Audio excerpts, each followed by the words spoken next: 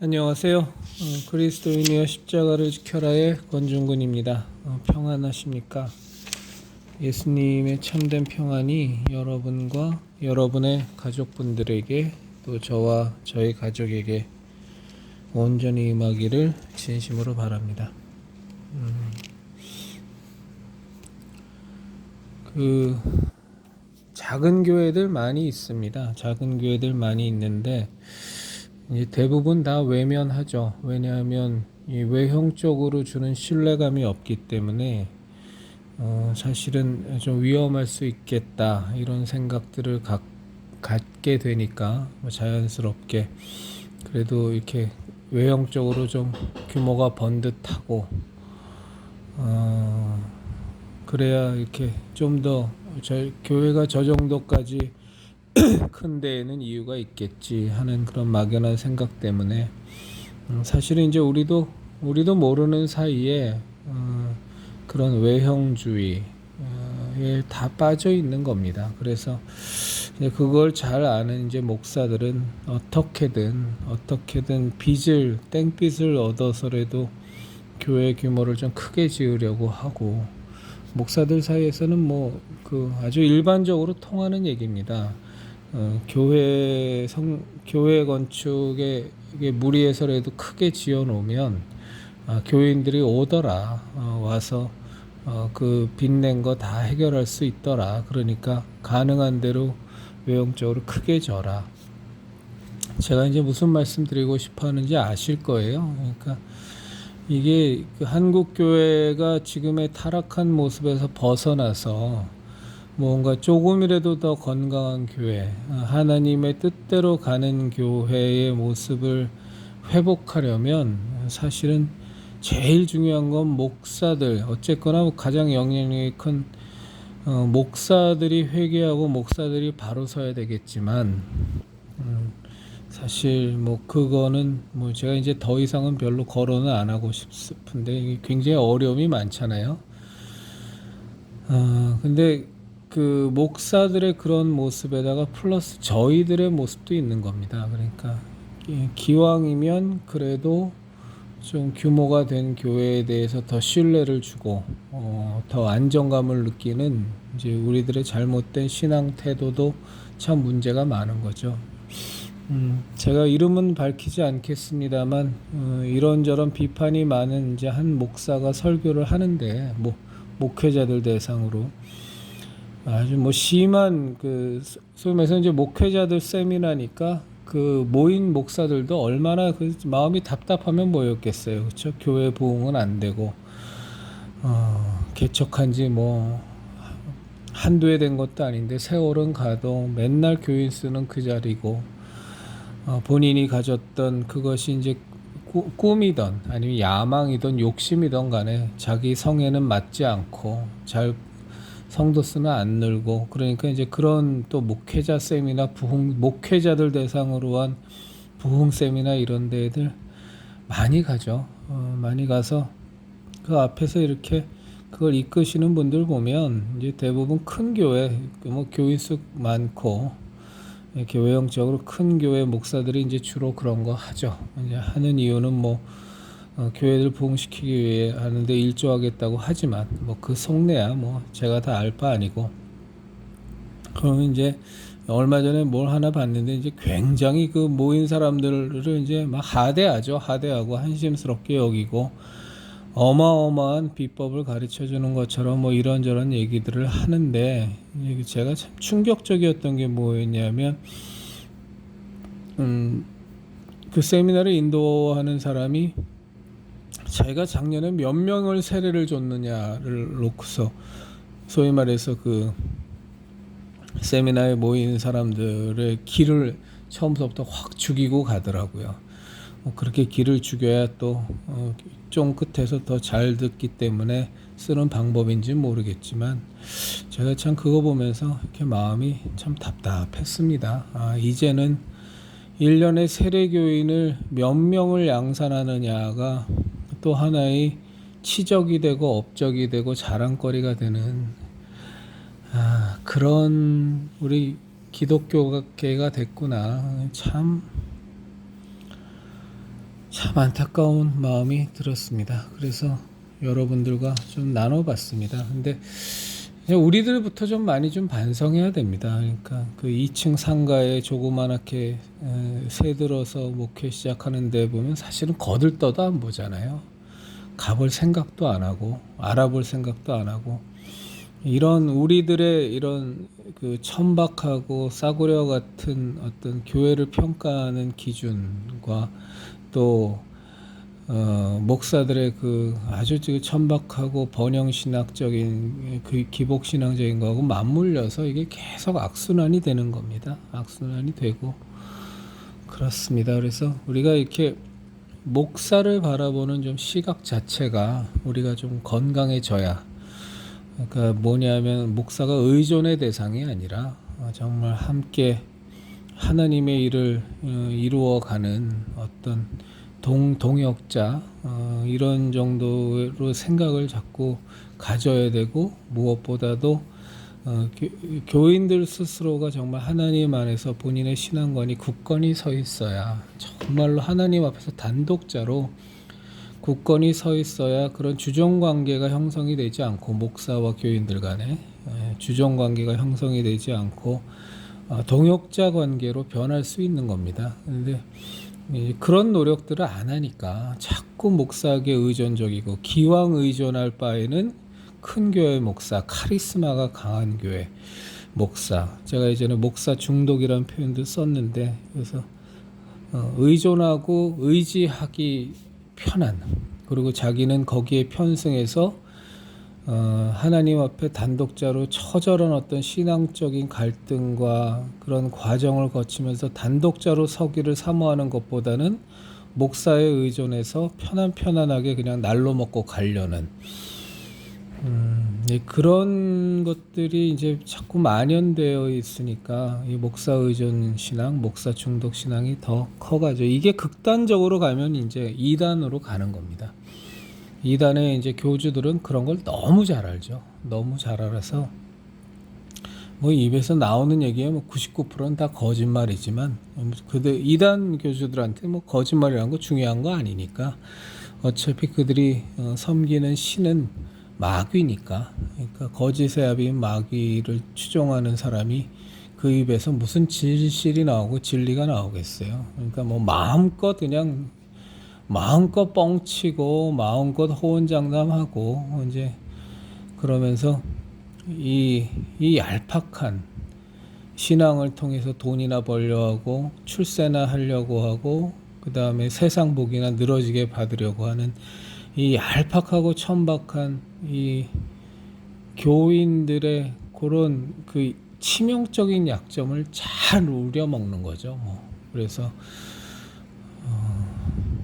그러면서도 하늘나라에서도 복이 또 늘어지게 받기 원하는 이 땅에서도 늘어지게 받다가 하늘나라에서도 늘어지게 받기를 원하는 그래서 꼭 집어넣는 교리가 14만 4천 교리가 꼭 나오고 그런 안타까운 일들이 참 계속 반복되는데 이게 뭐 이제 마지막 때가 가까울수록 더 심해지리라고 생각합니다. 제가 이제 이 말씀을 이렇게 드리는 이유는 뭐냐면 우리 그리스도인의 십자가를 지켜라의 형제자매님들과 이건 꼭 나누고 싶은 얘기인데 여러분의 단독자로서 하나님 앞에서 신앙관이 분명히 서 있어야 돼요. 그러니까 우리 기독교 신앙에 아주 굵은 기둥들이 있지 않습니까? 구원론이 되든가 그 다음에 예수님의 재림과 관련된 거, 그 다음에 우리가 이 땅에서 하나님의 창조론이라든가, 그 다음에 성령님의 역사라든가, 그 다음에 예수님께서 이 땅에 오신 그 것에 대한 이유라든가 이런 그리고 우리가 어떻게 구원을 받는지 아까 말씀드린 구원론의 하나지만 뭐 그런 거에 대해서 뭐 칼빈주도 있고 뭐 여러 가지 저는 칼빈주의의 5대 교리 튤립을 받아들이지 않습니다만 어쨌거나 이렇게 그런 부분들에 대해서 이렇게 성경을 많이 읽으시면서 지식적으로만 쌓으라는 것이 아니라 여러분들이 갖고 있는 그런 그 물음표들이 생기잖아요. 왜 예수님을 통해서만 구원을 받는 것일까? 왜 다른 종교는 안 되지? 또 뭐 왜 그럼 예수님을 모르던 시대에 태어난 사람들은 어떻게 되는 것인가? 이런 부분들에 대해서 물론 목사들도 많이 설명을 하고 있지만 여러분 자신이 그런 아주 우리 기독교 신앙의 핵심 기둥이 되는 것들에 대해서 이렇게 설렁설렁 넘어가시면 안 됩니다. 설렁설렁 넘어가시면 안 되고 그런 것들에 대해서 심각하게 고민을 하시면서 베레아 사람들처럼 사도행전에 나와 있는 베레아 사람들은 데살로니카에 있는 사람들보다 더 신사적이어서 날마다 성경이 그러한가 하여 상고했다고. 그런 자세가 필요합니다. 그 베레아라는 단어가 김기덕 목사 쪽에서 갖다 쓰면서 굉장히 우리한테는 이렇게 거리감을 느껴지는 아주 거부감이 있는 단어로 변질되어 버렸지만 원래 사도행전에서 얘기하는 요지는 그건 아니잖아요, 그렇죠? 그러니까 베레아의 지명 얘기니까. 그래서 우리가 정말 성경을 좀 많이 깊이 상고하고 그러면서 내가 갖고 있는 질문들에 대해서 하나님 앞에서 여쭤보고 또 하나님의 성령님의 깨닫게 하심을 통해서 하나하나 정립해 나가고 그런 과정들이 사실은 괴롭죠. 때로는 갈등도 많이 생기고 내가 믿는 이 기독교 신앙의 요체가 막 때로는 흔들리기도 하지만 그럼에도 불구하고 그런 과정들을 마다하지 마시고 피곤하고 좀 지치시더라도 하나님 안에서 정립이 되셔야 됩니다. 그래야 소위 말해서 별 희한한 설교를 하는 사람들을 대하더라도 이렇게 금방 구분이 되셔야죠, 그렇죠? 아유, 저거는 말도 안 되는 얘기네. 저거는 참 성경을 이상하게 해석하네. 소위 말해서 요즘 자유주의 신학자들 얘기하면 진짜 웃기지도 않죠. 웃기지도 않지만 그런 것들이 혹하시면 안 되는 겁니다. 내가 만약에 그런 신천지나 영생교 같은 그런 이단은 말할 것도 없고 소위 말해서 말도 안 되는 기복신앙이라든가 번영신학주의 그리고 또 자유주의 신학 해방신학, 퀴어신학 이런 것들이 올 때 내가 좀 이렇게 헷갈리고 이렇게 흔들리는 모습을 보이면 좀 많이 좀 반성하고 회개하셔야 돼요. 많이 반성하고 회개하시면서 여러분들이나 제가 갖는 기독교 신앙의 핵심 교리들에 대한 어떤 신앙관이 100% 옳다라는 얘기가 아닙니다. 100% 옳다라는 얘기가 아니고 우린 그렇게 해서 구축이 돼도 우리가 어떻게 하나님의 뜻을 정확하게 다 알 수 있겠어요? 그럴 수 없죠. 그럴 수는 없지만 그럼에도 불구하고 사도 바울이 말한 변질된 복음이 아닌 정말 주 예수 그리스도께서 우리에게 주신 그 복음의 정수에 대해서 스스로가 각자가 정립이 되어 있으셔야 이 마지막 때를 맞이해서 온갖 미혹들이 더 거세어질 텐데 이렇게 흔들리지 않으실 수 있는 겁니다. 제가 지금 하나의 예를 들면 이거 조금 위험할 수 있지만 그런데도 저는 말씀드려요. 저는 7년 대환란 이전에 휴거를 받느냐, 7년 대환란 중간에 3년 6개월의 휴거를 받느냐, 아니면 끝나고 휴거를 받느냐, 이것에 대해서도 여러 목사님들이나 이렇게 견해들이 다르지만 저한테는 정말로 그게 하나도 갈등 요인이 되지를 않아요. 왜 그러냐면 저는 성경의 너무나 많은 부분에 있어서 하나님께서 저에게 확증해 주신 것이 뭐냐면 어떻게 하든 한 영혼이라도 정말로 구원에 이르도록 하시려고 하는 하나님의 열심에 대한 그런 어떤 성경적인 정립이라든가 그 다음에 성령님의 확신케 해주심이 저한테는 있기 때문에 그게 7년 대환란 전에 오건 중간에 오건 지나고 나서 오건 그것에 대해서 되게 서로들 싸우지만 저한테는 하나도 신경이 안 쓰이는 게 어쨌거나 우리가 진정한 그리스도인이 된다라면 우리는 충분히 그 환란을 이길 수 있을 것이고 그리고 분명히 휴거가 될 것이라는 확신이 있어서 그 성경을 어떻게 바라보느냐의 시각에 따라서 시점이 어느냐는 저한테는 진짜 눈꽃만큼도 중요하지 않습니다. 그리고 저는 개인적으로는 7년 대환란 전에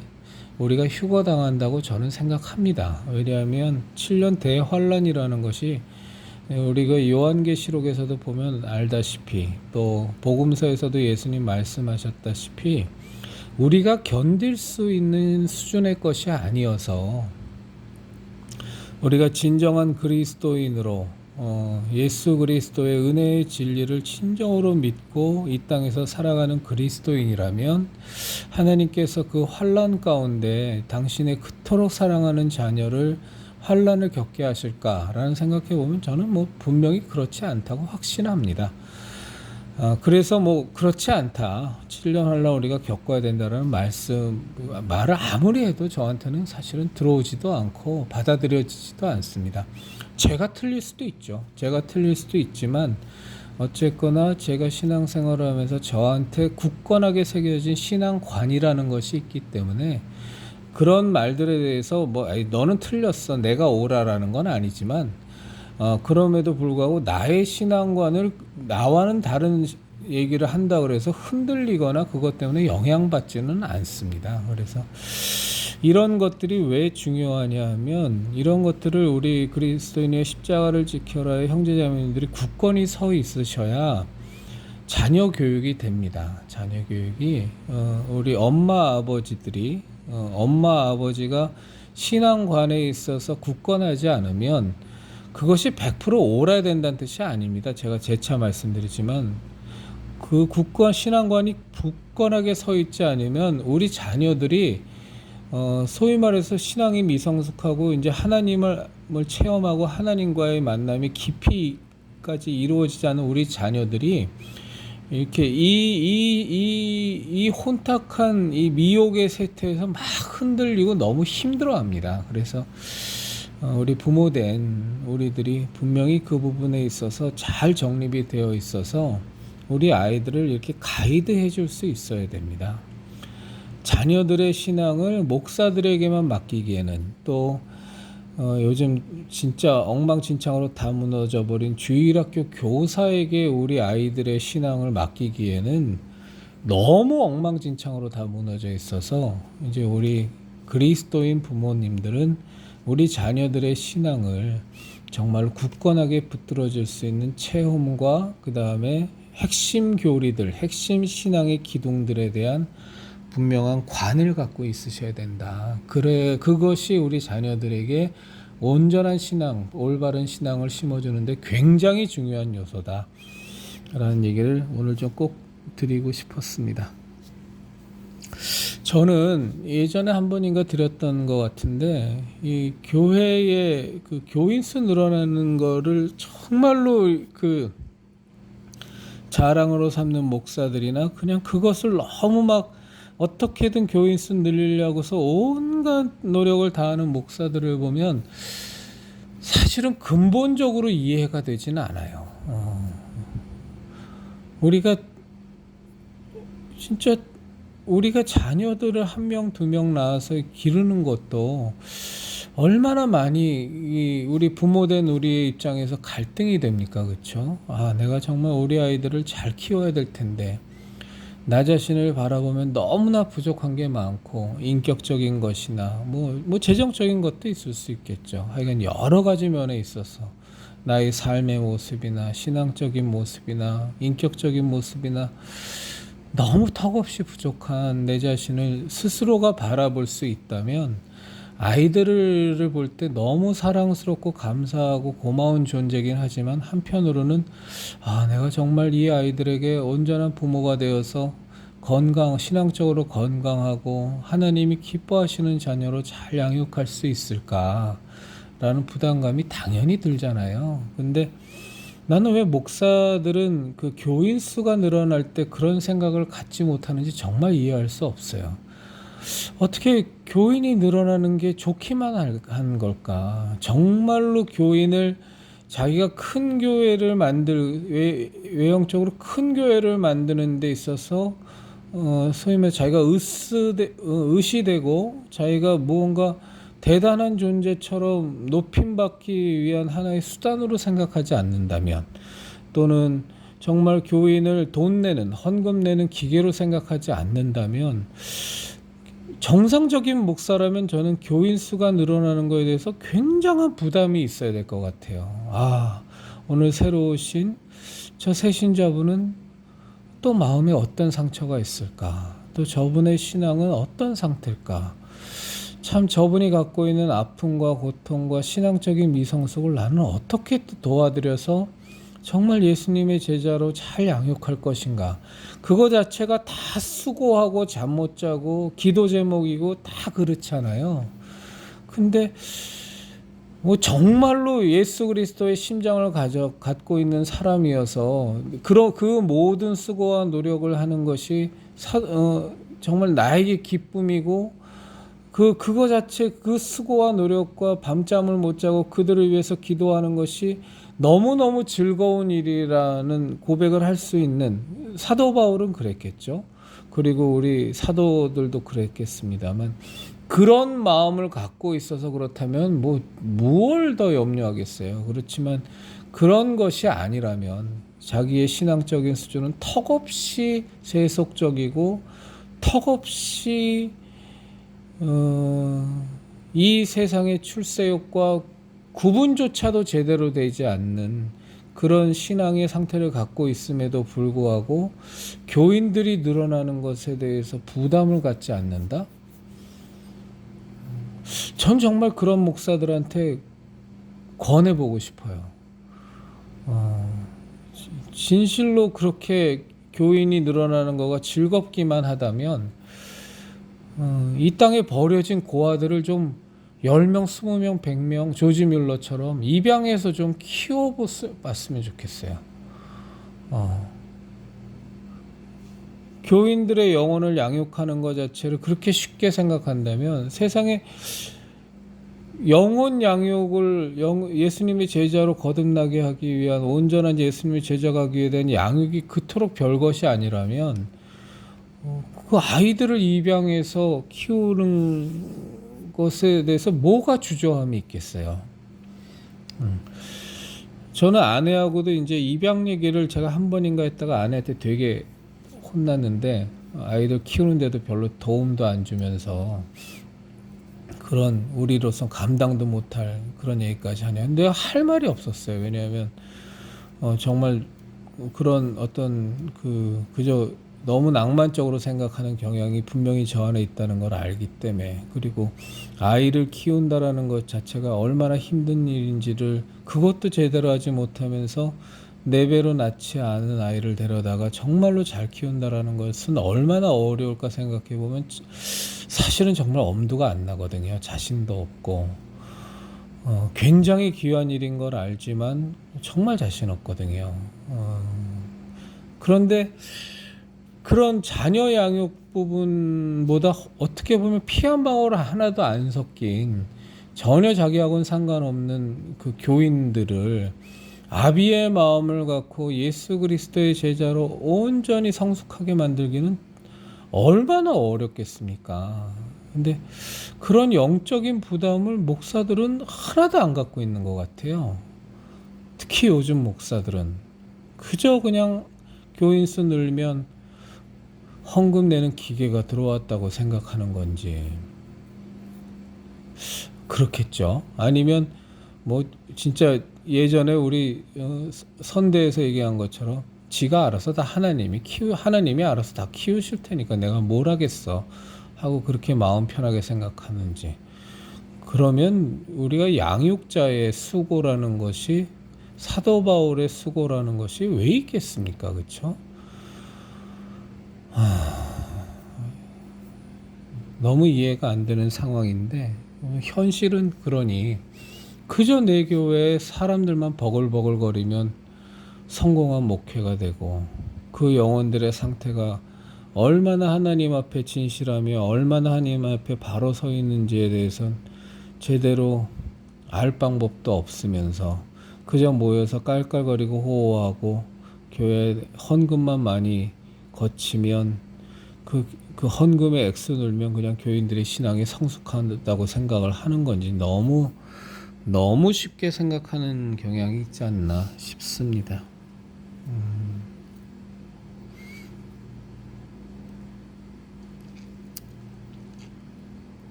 오늘 나누어야 될 내용들은 몇 가지가 더 있는데요. 더 나누지 않겠습니다. 오늘 좀 마지막으로 좀 부탁을 드리면, 우리 그리스도인인 이 십자가를 지켜라의 이 채널을 함께하는 우리 형제 자매님들이 정말 각자가 하나님이 주신 성경을 토대로 해서 우리에게 내주하시는 성령님의 깨닫게 하심을 의지하면서 그분의 도움을 받아서 우리 기독교 신앙, 우리들 신앙의 정말 중요한 내용들에 대해서 좀 굳건하게 하나님이 주시는 깨달음 속에서 좀 확실하게 좀 정립이 되어 있으셨으면 좋겠습니다. 이게 굉장히 중요합니다. 그래서 이제 어저께도 우리 이제 아이들이 셋인데, 아이들하고 이제 저녁 때 주일날 같이 기도 모임 갖고 이런 부분에서 얘기를 나눠서 아이들에게 왜 예수님만이 우리의 유일한 구원자신가에 대해서 아이들에게 질문하고 수없이 얘기를 했음에도 불구하고 다시 한번 체크해 보니까 역시 이렇게 잘 정립이 안 돼 있어서 다시 이렇게 쭉 정리를 해줬고, 그리고 그 아이들에게 너희들이 이제 교회 가서 너희 청년부 사람들한테도 동일한 질문을 한번 해봐라. 그래서 그 아이들이 제대로 잘 정립이 안 돼 있으면 너희가 지금 아빠한테서 배운 것을 너희 스스로 하나님 안에서 잘 정립해서, 스스로가 갈등이 있으면서 남에게 본인도 잘 믿어지지 않는 걸 가르친다는 건 말이 안 되니까 너희들이 잘 정립해서, 정립이 안 되어 있는 애들이 많을 테니까 너희들이 그들에게 잘 가르쳐 줘라. 그랬더니 그런 시간을 가지면서 참 감사했거든요. 그리고 아이들에게 그 아주 부족하지만 그런 것이라도 이렇게 가르쳐 줄 수 있는 저와 제 아내가 되어서 참 감사했습니다. 감사했는데 거저 얻어지는 것은 아니니까 분명히 하나님 안에서 하나님과 그런 부분에서 단독자로 설려면 많은 갈등과 고민의 시간들, 그리고 기도의 시간들이 있어야 되는 거니까, 그래서 그런 부분에 대해서 우리 형제자매님들과 좀 나누고 싶었고, 우리 형제자매님들이 분명히 그렇게 좀 정립이 되어 있으신 분들이 대부분이겠지만, 그럼에도 불구하고 그렇지 않다면 이제라도 좀 그 작업을 하셔야 되지 않겠나. 나와 우리의 가족을 위해서, 또 내게 만나게 해주시는 주변의 형제자매님들을 위해서 분명히 그 역할을 좀 담당하셔야 될 것 같습니다. 날이 많이 춥습니다. 건강 유의하시고요. 이번 주 내내 영하 10도 막 이렇다는 것 같은데 건강 잘 지키시고, 저도 같이 개인적으로 지금 굉장히 좀 또 어려운 지경에 처해 있는데 저를 위해서 좀 많이 기도 부탁드리겠습니다. 우리 그리스도인 형제자매 여러분, 우리 예수님의 진리의 십자가, 생명의 십자가, 구원의 십자가, 은혜의 십자가를 견고히 굳건히 붙드셔서 이 마지막 세태에 하나님의 군사로서, 예수님의 신부로서 저 마귀의 계계와 맞서서 이 세상을 능히 이기는 우리들이 되기를 진심으로 바랍니다.